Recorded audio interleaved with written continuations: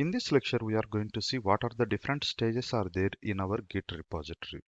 There is some certain procedure we should follow to add our content to Git repository.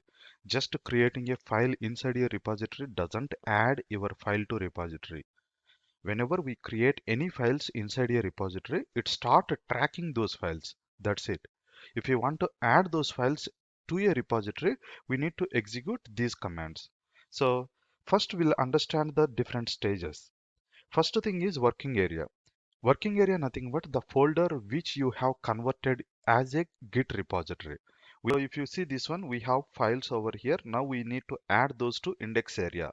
So index area or staging area both represents to the same. To add our files from working directory to staging area, we should execute command called git add.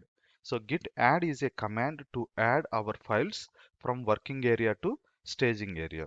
Once these files are available under staging area, we need to execute again git commit command to add these files to repository. So local repository or repository, we can add files to our local repository by using git commit command.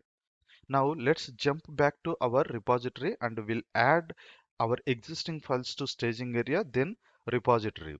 So to add our files to the staging area, we'll execute command called git add. We must add our files first to staging area and then we can add it to the repository. Sometimes we can directly add to the repository if those files are already updated, but anyway we are going to see that one in the later point of time, but it must go with the staging and repository.